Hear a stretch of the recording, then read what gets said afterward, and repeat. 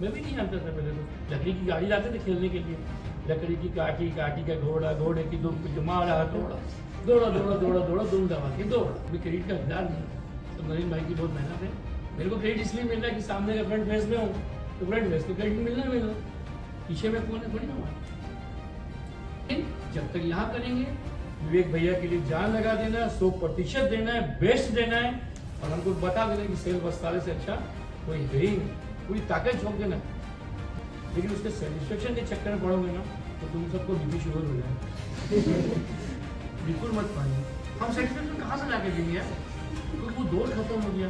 ये next generation के लोग हैं। पहले शादी किसके घर में पता क्या चलेगा, 10 पंडित लोग इकट्ठा करो, कौन से पंडित शादी कराते हैं, कौन शादी करा रहा है, किसका शादी हो रही है।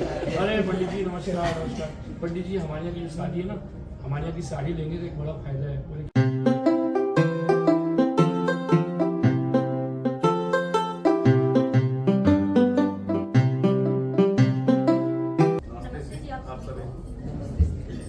आज हम यहाँ फिर से एक नए अध्याय में सम्मिलित हुए हैं जिसका नाम है अनुभव एक शिक्षक, जहाँ हमें हमारे आए हुए अतिथियों के अनुभवों से सीख मिलती है, जिससे हम अपने जीवन को और भी बेहतर बनाने की कोशिश करते हैं। जी, आज हम आप सभी को एक ऐसे व्यक्तित्व से परिचय कराने वाले हैं जिनका योगदान हमारे बिलासपुर के जो किताबी दुनिया है उसके लिए काफ़ी महत्वपूर्ण है। मैं बात करूँ श्री पीयूष गुप्ता जी का।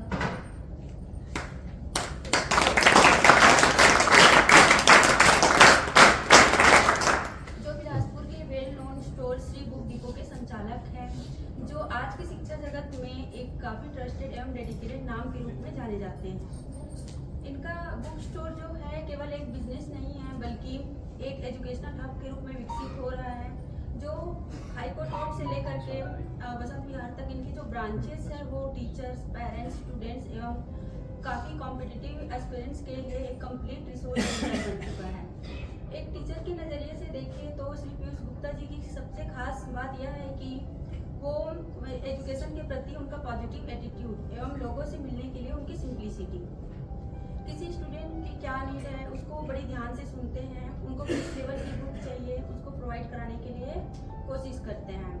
इसी के साथ में इनके यहाँ लॉ, मेडिकल एवं लिटरेचर से रिलेटेड कई सारी फील्ड की काफ़ी बड़ी रेंज में किताबें उपलब्ध हैं।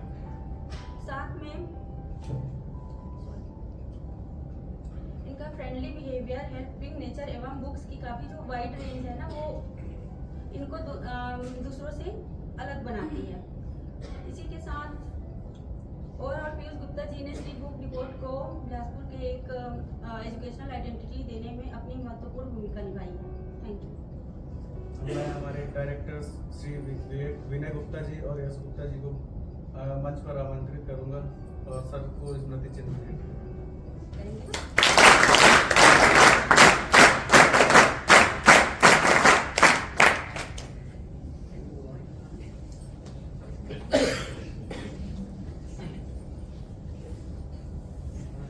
अब मैं हमारे सम्माननीय अतिथि श्री पीयूष गुप्ता जी से आग्रह करती हूँ कि वो मंच पर आए और अपना अनुभव हम सबके साथ साझा करें। स्पेशल क्लब से स्वागत करेंगे।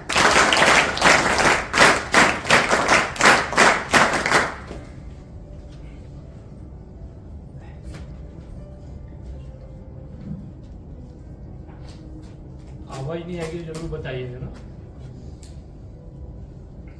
सेल वस्तारे परिसर में मुझे पहली बार आने का अवसर जब मिला तब इसका उद्घाटन दिवस था उस दिन, और आज ये दूसरी बार मेरे को विवेक जी और आपने मौका दिया। मुझसे ये बोला जा रहा है, कहा जा रहा है कि आप अपने अनुभवों के बारे में बताइए कि आपके अनुभव कैसे हैं, क्या है। मैं एक बात जरूर बता दे रहा हूँ, जो अनुभव होते हैं ना, मैं तो फिर पुस्तकों के व्यापारी ऐसा मैं मानता हूँ कि पुस्तकें जीवंत देव प्रतिमाएं हैं। इनके प्रभाव से तत्काल प्रकाश और उल्लास मिलता है। जितना मैंने किताबों में जाना है, समझा है, पहचाना है, पुस्तकें जीवंत देव प्रतिमाएं। तो ईश्वर ने मुझे अवसर दिया कि मैं पुस्तकों के व्यापार में जगह सह लेखक भी रहा, मेरे ग्रैंड फादर पब्लिशर भी रहे, बुक सेलर के रूप में भी 85 से मैं काम कर रहा हूँ। 40 साल हो गए मेरे को यात्रा में। जब मैं हायर सेकेंडरी किया और आके दुकान में शॉप में बैठ गया, कोई मुझे दूसरा कुछ काम आता ही नहीं था, किताब क्या था। बस मैं आपको एक बात जरूर समझाना चाहता हूँ, जो मैं नहीं कर सका आप जरूर करिएगा। आप सबको वित्तीय साक्षरता का ज्ञान होना चाहिए, फाइनेंशियल लिटरेसी अंग्रेजी का समझिए। आप बिना सर के नौकरी करते करते भी कोई साहू होगा, कोई देवांगन होगा, कोई यादव होगा, कोई कौशिक होगा, कोई एससी होगा, कोई एसटी होगा। मैं एक बात जरूर बोलना चाहता हूँ, आप सबको बोलना चाहता हूँ, आप अपनी वित्तीय साक्षरता का जरूर ज्ञान करें। रोज जैसे अपन हेल्थ को चेक करते हैं, मेंटल स्टेटस को चेक करते हैं, ऐसे आपके अंदर एक अंतर्निहित शक्ति होती है, जिसको अंग्रेजी में बोलते हैं इनहेरिटेंस पावर। जैसा आप सोचेंगे ना वैसा आपको जो है गॉड बनाता है। जैसे प्रभु आप सोच लेंगे ना कि मुझे भी ऐसी शेयर वस्त्रालय जैसे 10 दुकान खोलने, आप सब भी खोल सकते हो। ये बात मैं इसलिए बोल रहा हूँ, ये भाव आप रखेंगे मन में ना तो आप बड़े लोग बन सकेंगे सब। हम सबको ना भारत को विकास का जो इंजन है ना, हम सबको बड़ा बनना है। तो कैसे बड़े बनेंगे? मान लीजिए दीदी की तनख्वाह 20,000 रुपये है, इसको 20,000 में 12-13,000 में खर्चा भी चलाना है, 2-3 हज़ार की बचत भी करनी है, उस पैसे को म्यूचुअल फंड में भी डालना है, अपने परिवार को भी देखना है। सुविधाएं कैसी मिली है मैं छोटी छोटी बातें आपको बता देता हूँ, क्योंकि आप सब लोग नौकरी कर रहे हैं प्राइवेट जॉब में, सरकारी नौकरी में नहीं है। 2-3 बातें मोटा मोटा बता देता हूँ। मैं बिजनेस की बात नहीं करूँगा, अपने जीवन के बात, आपके भले का बात बता के जा रहा हूँ। आज बुलाया विवेक जी ने, इसकी बता दूँ। आप सबके परिवार होंगे, बच्चे होंगे, 2 चीज़ें आपके लिए बहुत फायदेमंद है, वो है एजुकेशन, शिक्षा। अब शिक्षा के लिए सब इंग्लिश मीडियम स्कूल में सीट फ्री है ना, आप ये ध्यान रखना, सारी सीटें फ्री हैं। अगर आप एससी हैं तो भारत सरकार 5-10 लाख रुपए आपको दे रही है। अगर आप ट्राइब हैं तो राजकुमार कॉलेज में भी आपका बच्चा पढ़ सकता है, free of cost, free of cost, बिना कोई पैसे। मैं इसकी बात नहीं कर रहा हूँ शिक्षा के अधिकार की, वैसे प्रावधान भारत सरकार ने बनाए हुए हैं। तो आज मेरा आने का जो मकसद था ना, आप जो 100 लोग हैं ना जो यहाँ नौकरी कर रहे हैं, विवेक भैया के हैं, इनकी मदद भी कर सकते हैं, और अगली पीढ़ी आपकी नौकरी ना करे, नौकरी देने वाला करे। आज आपको हमको नौकरी करना अच्छा नहीं लगता किसी से भी, आपको भगवान ने मौका दिया है नौकरी करने का, लेकिन आप अपनी नई जनरेशन को ये बोले कि नौकरी देने वाला बनना है, नौकरी करने वाला नहीं बनना है। मैं बनिए के घर से आता हूँ, बनिया हूँ इसलिए बोल रहा हूँ, बनिए का बच्चा हूँ। हम सबको अगर भारत का विकास का इंजन बनाना तो ये चीज को ध्यान रखना है। अब एक बात हुई, दूसरी बात पे चलते हैं अपन, शिक्षा, उसके बाद चिकित्सा। चिकित्सा का भी फ्री का पूरा जुगाड़ है आप लोग के परिवारों के लिए। हर चीज तो बिना भाई नहीं, जैसे कोई मेडिकल इमरजेंसी हो गई, 5 लाख 10 लाख हम लोग कहाँ से लाएंगे? नहीं ला सकते। भारत सरकार की बहुत सारी योजनाएं आप जाके देखिएगा, आयुष्मान भारत तो सब जानते हैं, उसके अलावा भी योजना है जिसको आप कर सकते हैं, देख सकते हैं। 2 बात, शिक्षा जरूर दीजिए बच्चों को, खूब अपने घर में छोटी सी लाइब्रेरी बनाइए। लाइब्रेरी के लिए बहुत महंगी किताब नहीं रखना, गीता प्रेस का कल्याण आता है 5 रुपए का, अपने घर में सब्सक्रिप्शन करा लीजिए, घर आएगा, घर पहुंच सेवा है। दूसरा, अखंड ज्योति, आज समाज की पत्रिका आती है, 100 रुपए में आपकी घर की पूरी लाइब्रेरी बन जाएगी महीने में। जितने का आप समोसे खाते हैं रोज, एक 10 रुपए का। तो ये छोटी छोटी बातें हैं मेरे जहन में आई जो समाज को बढ़ाने। अब अपनी अपनी सक्सेस स्टोरी बताने का कोई मतलब नहीं बहुत, कि मैंने ये किया, मैंने वो किया, मैंने ये करके ऐसा है, सब बेकार है। मैं आज आपको बताने एक ही चीज आया हूँ, मेरे बंधुओं, मेरी भगिनियों, कि आप लोग नौकरी कर रहे हैं, अगली जो जनरेशन आपकी होगी 20 साल, वो नौकरी देने वाली बननी चाहिए, नौकरी करने वाली नहीं बननी चाहिए। और आप जिस संस्थान में सेल वस्त्रालय में काम कर रहे हैं, मैं इस पूरी फैमिली को पिछले 40 साल से जानता हूँ, 86 से जानते हैं, ब्राह्मण से लेकर सब, बसंत साड़ी से लेकर यहाँ तक। मैं एक बात जरूर बोलना चाह रहा हूँ, इतना आध्यात्मिक धार्मिक संस्थान जहाँ है ना, ईश्वर आपको बहुत ताकत देगा, इनकी भी मदद करिए, बिलासपुर के लोगों की भी मदद करिए, और संस्थान का भला होगा ना तो आपका अपना भी भला होगा। संस्थान अगर आगे चलेगा, संस्थान गति करेगा, संस्थान तेज चलेगा, संस्थान के साथ हम लोग भी तेज चलेंगे, तो हम विनय सर को बोल पाएंगे, सर आज हमारा सैलरी इतना कर दी सर, आज हमको एजुकेशन का इतना भत्ता दे दिए सर, आज हमको मेडिकल का इतना भत्ता दे दिए सर। हम कब बोल पाएंगे? जब हमारे पास हमारी संस्थान की सेल होगी। हमारे प्रतिस्पर्धी कौन है? ऑनलाइन वाले हैं, उनको उनसे भी लड़ना है। दूसरी बात और बोलना है मेरे को, आप लोग का व्यवहार बहुत अच्छा है, सारे स्टाफ का बहुत अच्छा है, आपका फीडबैक बहुत अच्छा है, लेकिन हमारा जो कस्टमर होता है ना, उसके लिए हम हनुमान जी टाइप सीधा चीर भी देंगे ना कि आप हमारे दिल में बसे, तब भी उनको कम पड़ता है। उसका भी कोई स्ट्रेटेजी विनय भैया बताएंगे, मेरे को ज़्यादा समझ कपड़े का नहीं आता, लेकिन जरूर करिएगा आप लोग। और हर सबके अंदर एक सक्सेस स्टोरी छिपी हुई है, निकालो आप लोग बाहर और अपना करो। किसी कोई क्वेश्चन बताओ, मैं जवाब दे देता हूँ। है किसी का कोई प्रश्न? घर में भी उसका एक ध्यान चीज इन सब के लिए पूछना कर रहा हूँ, जैसे अभी अपन ने वित्तीय साक्षरता की जब फाइनेंशियल लिटरेसी, तो उसके लिए कैसे क्या क्या चीजों जैसे पे काम सपोज करना डेट चाहिए? ये दीदी है हमारी, मान इनको 15,000 सैलरी मिलता है या 10,000 12,000 मिलता है, तो 12,000 का अपना बजट बना ले फर्स्ट हाफ में, जी। और वो फाइनेंशियल लिटरेसी को जानकार लोग आपको बताएंगे। लेकिन मेरा जरूर ये कहना है म्यूचुअल फंड में थोड़ा थोड़ा पैसा लगाइए आप। जो भी लोग करते होंगे आजकल ऑनलाइन होता है, कोई ब्रोकर मत रखिए, सब अपने मोबाइल में ऑनलाइन कर सकते हैं।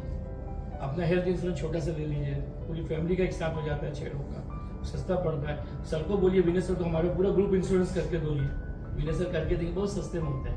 अब विनय सर है ना, आप 100 लोग हैं कि सर हमारा ग्रुप इंश्योरेंस करके दो आप, वो मुश्किल पूरा ग्रुप इंश्योरेंस 20-25 हज़ार हो जाएगा सबका। तो एवरेज कितना पड़ा? 200 रुपये। हम भगवान न करे हम जा रहे हैं गाड़ी से, दुकान से आ रहे हैं गाड़ी से, एक साथ सबकी गाड़ियों का भी इंश्योरेंस हो जाएगा, उसको बोलते हैं ग्रुप इंश्योरेंस। सर करा देंगे, विनय सर को मालूम है, और एजेंट होते हैं इसके, तो तुरंत कर देंगे। उससे ये फायदा होगा, हम लोग सेफ हो जाएंगे। कल छोटा मोटा कोई जा रहा है, 2 मोटरसाइकिल टकरा गई, हमारे पैर में चोट आ गई और 10-20 हज़ार का बिल बनेगा, तो बिल कौन देगा? कैसे देगा बिल? हमारा वस्ताद है, कैसे देगा? वो आगे जी हमारा इंश्योरेंस, हमारा क्लेम हो जाएगा, वो पैसा अस्पताल को मिल जाएगा, हम लोग उस आर्थिक संकट से दूर जाएंगे, और वो सेलवस्ता वाले को भी नुकसान नहीं, वो तो अपना प्रीमियम पटा चुका है। वो एक आप लोग जरूर सर से बोल के विवेक सर से कराइए, सर हमारा ग्रुप इंश्योरेंस कर दो, बहुत पैसे उसमें नहीं लगते। ये छोटा सा बात है। दूसरा, हर अपने, जैसे पहले अपन गुल्लक होते थे मिट्टी का, 2 रुपये डाल चिल्लर आए घर से 5 रुपये डाल देते थे, अब गुल्लक का काम म्यूचुअल फंड करता है। ऑनलाइन ले लीजिए सब लोग, कभी 200 का डाल दिए महीने में, कभी 300, वो जब वो 10-15 साल बाद इतनी बड़ी मनी होगी कि आपके बच्चों के कोई मेडिकल में दाखिले के समय काम हो जाएगा, किसी की शादी के समय काम हो जाएगा। वो छोटी छोटी बातें मेरे को कितनी समझ आए, यही मेरा जीवन का दर्शन है। लेकिन सब लोग वित्तीय रूप से सब लोग मजबूत हों, इतना मेरा आग्रह। सब लोग जितने हों हम लोग सबको फायदा। जब आप लोग जो मजबूत होंगे ना, तो विनय भैया मजबूत होंगे, तो विनय भैया पे बोझ नहीं पड़ेगा, आप आर्थिक रूप से मजबूत जाएंगे। 10 साल 15 साल बाद कोई जरूरत है, या विनय भैया को बोलोगे ना, विनय भैया 10 लाख दे दो, मेरी बेटी की शादी है, तो विनय भैया बोलेंगे ठीक है। फिर तुम्हारा म्यूचुअल फंड कितना है? आपने बोला 6.5 लाख हो गया मेरा 20-15 साल, ठीक है भाई 3.5 लाख में से दे दो, उसको वापिस ही मत करना। जो लंबे समय तक अगर कोई एम्प्लॉइज टिक जाता है ना किसी संस्थान में, तो विनय भैया की ये मेरे से लोगों की जवाबदारी भी होती है, क्योंकि बेटियों की शादी कौन करेगा? अभी संस्थान नया है हमारा, 2-3 साल, कितने साल हुए विनय भैया? 2 साल। जब हमारा संस्थान को 15 से 20 साल हो जाएगा, तो हमारे पास मनी आएगी, तो क्यों पैसे को तो बांध के नहीं रख सकते ना? पैसे की तो 2 ही गति है, दान या खर्च, वो भी करना पड़ेगा। बांध के तो विनय भैया भी नहीं आएंगे, मैं भी नहीं लेंगे। हमने अपने जितने स्टाफ थे, हमारे पास 20-22 लोग का स्टाफ है श्री बुक डिपो का, सबके बच्चों को हमने डीएवी में एडमिशन कराया। कुछ नहीं करना पड़ा, हमारा 1 रुपये नहीं लगा, हम गए फॉर्म भरा, आपको नॉलेज था, एडमिशन करा दिया। कुछ नहीं करना पड़ा, हमको एक्स्ट्रा कुछ करना ही नहीं पड़ा। किताब भी फ्री मिल गई उनको सरकार से, हमको किताब तक नहीं, हमसे कॉपी पेन लिए। ये कि अब किसी का बच्चा वकील हो गया, कोई नीट की तैयारी कर रहा है, कोई बेसिक तैयारी कर रहा है, किताब दुकान का उनको हमको ये फायदा उनको मिला कि किताब पढ़ने में। जैसे आप कपड़ा दुकान है, वो किताब दुकान है, और मोटिवेशन तो आपके 200 रुपये में आपकी पूरी लाइब्रेरी बन जा रही है। 3 किताब लानी है घर का, खंड ज्योति, गायत्री प्रेस की, कल्याण, और एक आर्य समाज की पत्रिका आती है। और ये पूरा साल भर का सब्सक्रिप्शन बता दिया, 300 रुपये में लगता है, हर महीने आती है, और पूरा 300 रुपये, 100 रुपये महीना भी नहीं पड़ेगा आपको। इतनी और बुक रीडिंग जरूर आपके घर में रहेगी, तो आपकी माँ भी पढ़ेगी, आपके पिता भी पढ़ेंगे, तो सब लोग पढ़ेंगे भैया। भैया एक प्रश्न ये है कि जैसे हमारे यहाँ मोस्ट ऑफ सभी टीम मेंबर्स जो है वो अपना आधा टाइम यहाँ संस्था में बिताते हैं, तो जैसे आने वाली जो अगली पीढ़ी है उसको कैसे तैयार करें, उनको कैसे सशक्त बनाएं, या उनको संस्कार कैसे, जो हम जो सीखे हैं तो कैसे सेकेंड लाइन में दें। ट्रांसफॉर्मेशन मतलब स्टाफ को ट्रांसफॉर्मेशन बोल रहे हो संस्था के हिसाब से? नहीं, संस्था के हिसाब से नहीं, इनके पर्सनल लाइफ के हिसाब से अपने बच्चों को कैसे तैयार करें, क्योंकि ये आधा टाइम यहाँ बिताते हैं, घर में कोई है नहीं, तो वो कैसे करें, पेरेंटिंग कैसे करें? अच्छा, पेरेंटिंग तो एक बहुत बड़ा विषय है, उस पर बहुत सारी बात अलग अलग पेरेंटिंग का जो काम करते हैं वो बता देंगे। मैं एक मोटा सा बात इसमें बता सकता हूँ आपको। आप सब लोग ना आर्य समाज की वैदिक पद्धति से जरूर जुड़िएगा, क्योंकि मैं आर्य समाज विद्या मंदिर का विद्यार्थी था, और कक्षा 1 से 5 तक मैं भोपाल के आर्य समाज विद्या मंदिर में पढ़ा हूँ। उसका फायदा मुझे ये मिला, मेरे हम 3 दोस्त निकले उसमें से। एक मेरा दोस्त मेंबर ऑफ पार्लियामेंट है आलोक शर्मा भोपाल में, एक दोस्त मेरा और है वो अधिकारी बन गया। हम लोग सब प्राइमरी शिक्षा मेरी वही होगी 5वीं तक की। तो मैं ये बात इसलिए बोल सकता हूँ आपको कि स्कूल का जो समय होता है वो तो बहुत कम होता है पेरेंटिंग के लिए। आपको घर में पेरेंटिंग करनी पड़ेगी, लेकिन ज्वाइंट फैमिली में जो लोग रहते हैं मैं दावे से बोल सकता हूँ उनको पेरेंटिंग का कोई क्लास नहीं जाना, कुछ नहीं करना, अगर जिनकी ज्वाइंट फैमिली है। और ज्वाइंट फैमिली से बेस्ट कोई भी नहीं होता। मेरा अनुभव है ज्वाइंट फैमिली अगर सब अगर नहीं है तो अपनी ज्वाइंट फैमिली में न्यूक्लियर फैमिली में नुकसान है। ज्वाइंट फैमिली बहुत अच्छी है, उसके खट्टे मीठे अनुभव हो सकते होंगे सच्चे झूठे, लेकिन वो मजेदार है। तो पेरेंटिंग का इसमें कोई फार्मूला नहीं होता। पेरेंटिंग आपको स्वतः करनी पड़ेगी। आपके दादा दादी नाना नानी के घर भेजिए, जरूर जाएं। मान लो नानी आपकी यहाँ रहती है, कोटा में है, रतनपुर में, मंगली में, जरूर बच्चों को भेजिए। 8 दिन 7 दिन 10 दिन भेजिए छुट्टी में। जो बेसिक बुक है उसका तो मतलब है, असली जो पाठशाला होती है हमारी दादा दादी नाना, जरूर जरूर भेजिए। पेरेंटिंग के लोग बहुत सारे लोग हैं, मैं बता दूंगा, आप बुला लीजिएगा, पेरेंटिंग को बता देंगे। पेरेंटिंग हर 10-15 साल में चेंज होती रहती है। अभी नए प्रकार की पेरेंटिंग हुई जिसका मेरे को अनुभव नहीं है। मेरे बच्चे बड़े हो गए, शादी हो गई, एक डॉक्टर है एक वकील है। मुझे अब नई प्रकार की पेरेंटिंग मुझे भी अपनी पोती के लिए सीखनी पड़ रही है, कैसे पेरेंटिंग होती है, कैसे नए शब्द होते हैं, मेरे को भी नहीं मालूम बेटा। मैं भी जाता हूँ, क्या नया खुल गया, बेबी हग, क्या क्रेजी होम, बेबी डग, मैं भी नहीं जानता था पहले। तो लकड़ी की गाड़ी लाते थे खेलने के लिए, लकड़ी की काटी का घोड़ा, घोड़े की दुम पे जो मारा दौड़ा दौड़ा दौड़ा दौड़ा दौड़ा दुम दबा के दौड़ा। अब वो गाने का पैटर्न ही चेंज हो गया। चंदा मामा दूर के, पूरी पकाओ दूर के, आप खाओ थाली में, मुन्ने को दो प्याली में। ये मैंने भी सीखा। अब वो नया मेरी पोती 10 साल की, वो नई नई की कहानी कविताएं बताती है। तो पेरेंटिंग के मॉडल भी कुछ चेंज हुए हैं, बेसिक फंडामेंटल चीजें वही हैं। अब मेरे को तो समझ नहीं, क्वेश्चन तुम्हारा अच्छा है, लेकिन अब नए लोग के पेरेंटिंग को नए तरीके से पूछना, भैया मैं तो फेल हो जाऊंगा, तुमको नई पेरेंटिंग करनी। मेरे को तो पुराने मॉडल की पेरेंटिंग आती है, पुराने मॉडल की पेरेंटिंग आती है, नई मैं नहीं बता पाऊंगा।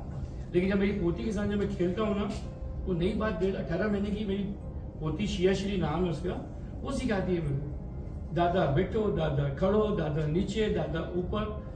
तो मुझे भी ये पेरेंटिंग की नई चीज मेरे को भी सीखने मिल रही है उससे। वो तो वही सिखा रही है 18 महीने की बच्ची, नई कविताएं, नई कहानी। पेरेंटिंग का जो मॉडल है ना वो थोड़ा चेंज है।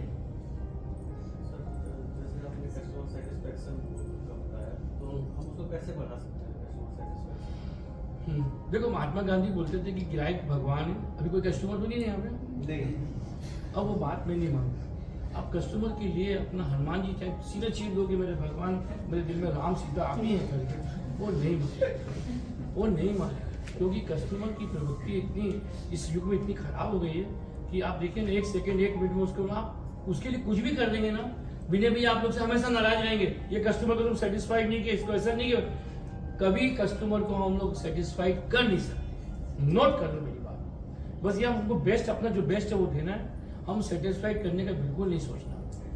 वो घर से क्या सोच के आती है महिला, कितना लड़के आई है, क्या उसकी व्यवस्था है, कितना समय उसको सास ने दिया है, कितना उसका पति उसको हार्न बजा रहा है, बाहर में पार्टी है नहीं है, तो हमको तो ये सब व्यवस्था नहीं मालूम ना। देवरानी से उसका कितना लड़ाई हुआ है, जेठानी से कितना, हमको नहीं मालूम सब। तो हम कस्टमर सेटिस्फेक्शन पे ज्यादा फोकस नहीं करना। लेकिन एक बात ध्यान रखना है, अपना बेस्ट देने में कोई कमी नहीं करना है। सेल वस्त्रालय में पूरी ताकत झोंक दे जब से हम आएंगे, लेकिन हम ये सोचेंगे ना सेटिस्फेक्शन, कोई सेटिस्फेक्शन हम कस्टमर को नहीं दे सकते, नहीं दे सकते, ये बिल्कुल दिमाग से निकाल लो। हाँ, लेकिन ग्राहक हमारा भगवान है, वो देवता है, उसका सम्मान करना है, आदर करना है। लेकिन उसके सेटिस्फेक्शन के चक्कर में पड़ोगे ना तो तुम सबको बीपी शुगर हो जाएगा। बिल्कुल मत पानी। हम सेटिस्फेक्शन कहाँ से लाके देंगे यार, क्योंकि वो दौर खत्म हो गया।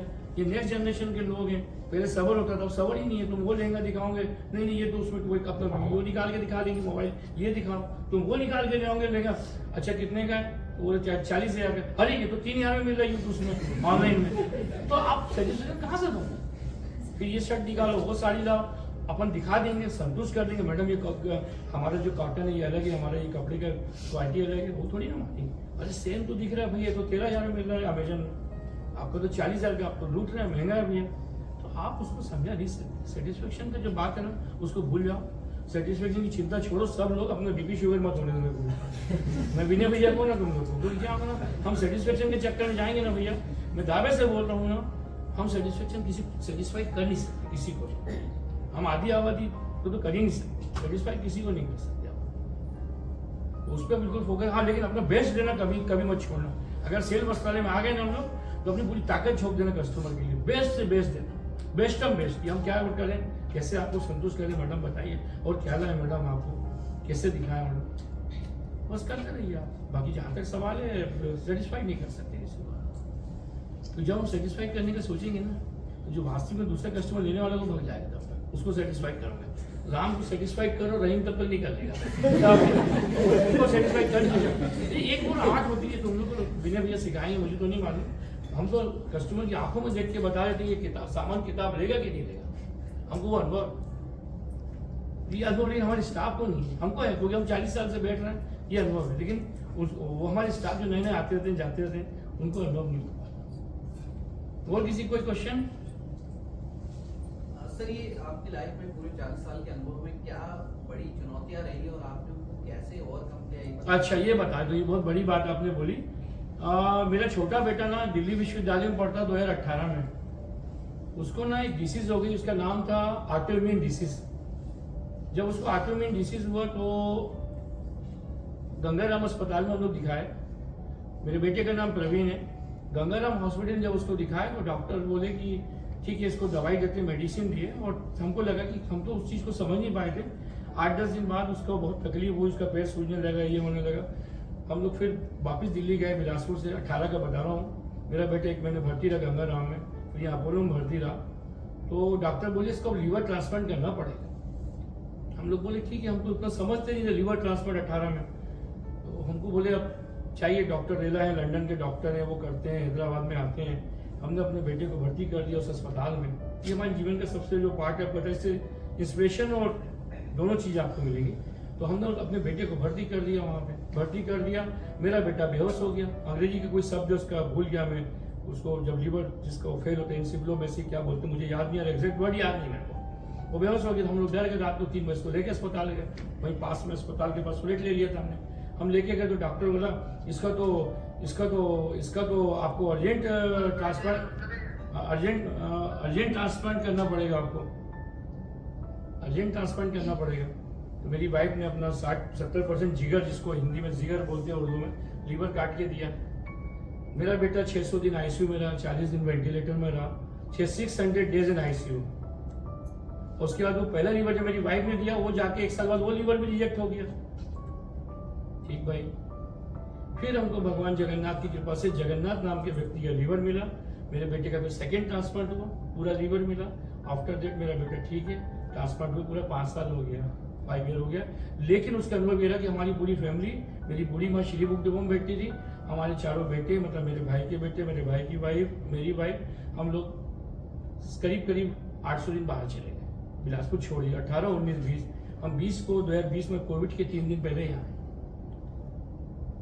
ये चुनौती भी थी और अवसर इसलिए बोलता हूँ। उसके बाद हमारे बेटे ने करीब 200-250 लोगों को इस तरीके का मार्गदर्शन दिया, इनका लीवर ट्रांसप्लांट होता है, कैसे उसको खाना आफ्टर द ट्रांसप्लांट। देखिए, आप एक बहुत बड़ी बात बता दे रहा हूँ, कोई भी लीवर हो, किडनी, उसके ट्रांसप्लांट के बाद जो मेडिसिन होती है, मैं तो डॉक्टर नहीं हूँ, लेकिन उसका जो असली चीज होता है आफ्टर ट्रांसप्लांट मेडिसिन और आपका हेल्थ का केयर रखना, ये बहुत इंपॉर्टेंट होता है। तो वो जो हमारे साथ चुनौती थी, हमने 2.5 साल अस्पताल में रहे हम लोग। 2.5 साल मतलब सोच लीजिए कितना बड़ा समय होता है। और मेरा बेटा तो आईसीयू में 600 दिन है। अगर आपको इस कमरे में टीवी और सब खाना अखबार के साथ दे दिया जाए तो आप बोलेंगे 48 घंटे में बाहर चले जाएंगे, नहीं करना। मेरे को काम, विवेक भैया आपकी दुकान आप संभालो, भले 56 भोग दे दें, टीवी देते हैं, 3 दिन में आप बोलेंगे इस जगह से मेरे को हटा दो। हम लोग पूरे वहाँ रह के आए।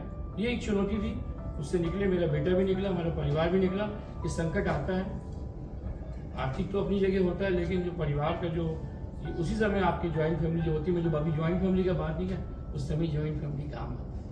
संकट के समय पूरी ज्वाइंट फैमिली खत्म। यही चुनौती था मेरे लाइफ का 40 साल। बाकी मेरे को कोई स्ट्रगल नहीं करना पड़ा। किताब दुकान में जो स्ट्रगल होता है वो हर आदमी के साथ होता है, वो बहुत बड़ी चीज़ नहीं है। लेकिन जो ये स्ट्रगल था, ये बाकी बेटे को बचा के लाने का स्ट्रगल सबसे बड़ा स्ट्रगल था। और दीदी आप लोग कोई क्वेश्चन है बताइए, जवाब देता हूँ, बोलिए। जब आप बुक को स्टार्ट किए तो आप बिजनेस में गए तो आप खुद से स्टार्ट किए थे कि वो आपका? नहीं, मैं खुद से किया था। एक्चुअली मैं हायर सेकेंडरी करके आया था जब 85 में, तो अब पिताजी बोले कि यार तुम्हारा मेरा इंजीनियरिंग में सिलेक्शन नहीं हुआ, पीईटी दिया था मैं, हुआ नहीं। तो जब जो स्थिति थी, मेरे फादर जो थे वो कम्युनिस्ट थे, पब्लिशर भी थे, तो बोले यार तुम चलो किताबी दुकान खोल लो। किताब दुकान खोल लिया T586 में। मेरा छोटा भाई लेकिन बहुत मेहनत किया, उसने मेरे साथ कैमरे से करना पड़ा, क्योंकि उस समय हम लोग को ना कम पूंजी में काम करना पड़ता, तो जो किताबें थी ना बैग में लाके रायपुर से लाना पड़ता, डेली अप डाउन करते, किताबें मिलती नहीं थी। तो कोई आया, भाई आपको ये BA का ये चाहिए, तो हम लोग उसका नंबर तो नोट नहीं करते थे, हम बोलते ठीक है शाम को 7 बजे किताब मिल जाएगी। सुबह लोकल से आते थे, शाम की लोकल से वापस आ गए, कम पूंजी में काम करना रहता है। तो वो आपका शाम को किताब दे दिया, वो सामने वाला खुश होता था, अरे हमको 12 घंटे में किताब मिल गई, साधन उतने थे नहीं। ये हमने जो काम किया, मेरे ब्रदर ने, छोटे वाले भाई ने मुझसे ज़्यादा मेहनत की। मैं अलग बात है भाषण दे के उपदेश फेल रहा हूँ आपको, लेकिन सर्वाधिक मेहनत मेरे छोटे भाई नरेंद्र गुप्ता ने की। मैं अलग बात है भाई, वो जैसे एक जो इमारत दिख रही है, सामने का फ्रंट एलिवेशन मेरा दिख रहा है सेल वस्ताने का, लेकिन इसमें नीचे में जो अपना बीम बोल दो, पाइस लगा है, वो मेरा भाई छोटा नरेंद्र, वो उसका क्रेडिट मेरे को जबरदस्ती देते हैं लोग, मेरा है नहीं क्रेडिट, क्योंकि फील्ड में मैं था तो मेरे को क्रेडिट मिल जाता है। मैं क्रेडिट का हकदार नहीं हूँ, सब नरेंद्र भाई की बहुत मेहनत है। मेरे को क्रेडिट इसलिए मिल रहा है कि सामने का फ्रंट फेस में हूँ, तो फ्रंट फेस को क्रेडिट मिलना, पीछे में कौन है थोड़ी ना मार। किस प्रकार की पुस्तकें पढ़ना चाहिए, लाइक काल्पनिक या फिर जो रियल स्टोरीज होती हैं उस टाइप? आप लोग सबको जीवनी पढ़नी चाहिए। नेल्सन मंडेला साहब की जीवनी पढ़िए, विवेकानंद जी का पढ़िए, अंबेडकर साहब की जीवनी पढ़िए, सावित्रीबाई फुले की जीवनी पढ़िए, लेकिन सावित्रीबाई फुले की जीवनी लड़कियां जरूर पढ़ो आप लोग। एक महान महिला थी वो, जिसने महिलाओं के लिए सबसे पहले स्कूल खोला।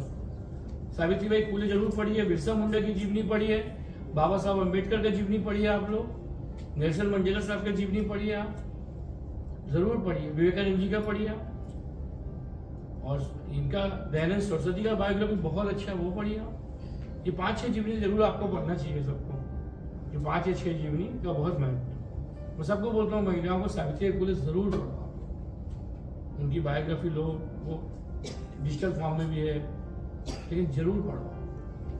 महिलाओं की शिक्षा के लिए सबसे पहले काम है ना। देवी अहिल्या का पढ़ो जीवनी, वो भी बहुत प्यारी जीवनी, छोटी सी है, 30-35 पेज में है।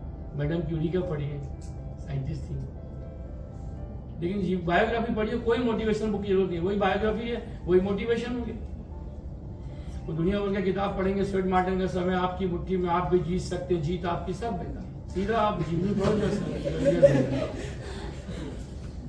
ये गलत बोला, सही बोला? नहीं एकदम सही है।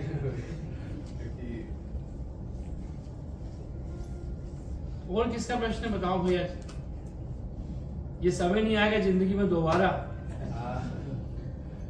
एक जन्म मिला, इसको अच्छे से करना है। सर जैसे हम सब यहाँ 12 घंटे की जॉब, तब इसके बाद सुबह मॉर्निंग उठो, काम करो, आ जाओ यहाँ, रात को जाओ, खाना बनाओ, खाओ, सो जाओ, उसके बीच में हम टाइम मैनेजमेंट कैसे? हाँ, उसका बहुत अच्छा, तुम लोग को बहुत अच्छा चीज बता रहा हूँ। कोई भी आप ना एक इंस्ट्रूमेंट या खेल पकड़ लीजिए, जैसे मान लीजिए किसी को बांसुरी बजाने का शौक है, बांसुरी रख ले, किसी को माउथ ऑर्गन बजाने का शौक है, माउथ ऑर्गन रख ले। जरूर अपना लाइफ में एक शौक, किसी को सितार बजाने का शौक है, घर में सितार का प्रैक्टिस करें। खेलने के लिए फुटबॉल आप लोग खेलिए, अगर पुरुष हैं, महिलाओं के लिए वॉलीबॉल है, तो खेल जरूर एक करिए, हफ्ते में 2 बार। आपकी इतने लोग हैं, जब छुट्टी संडे रहती नहीं रहती, छुट्टी तो कोई बात नहीं, हाँ, तो पूरा उसमें तो आपको लोग हमारे यहाँ वैसे ही करते हैं, हम लोग क्रिकेट खिलाने ले जाते हैं, वो लोग भी खेलते हैं, ये आप काम कर सकते हैं। स्पोर्ट्स और म्यूजिक से जोड़ लीजिए, जो भी आपका मन हो।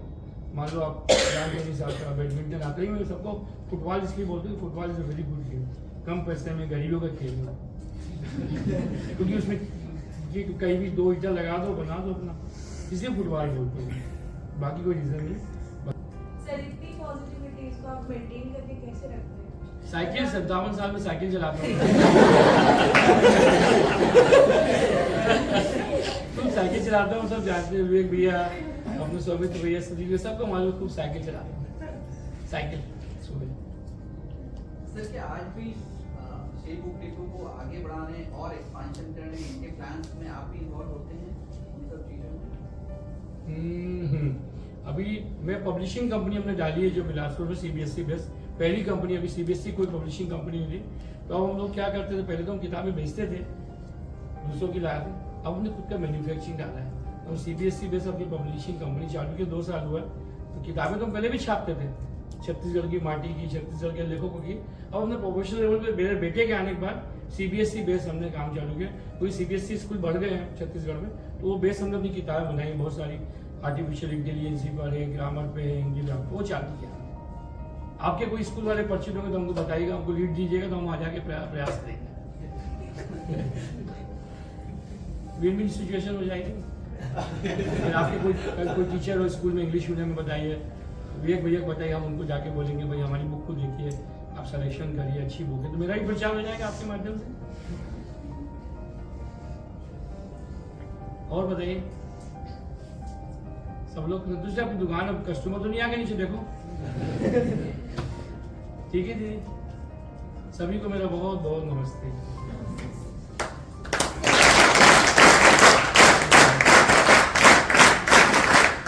बहुत बहुत धन्यवाद पीयूष जी, स्पेशल क्लैप करेंगे।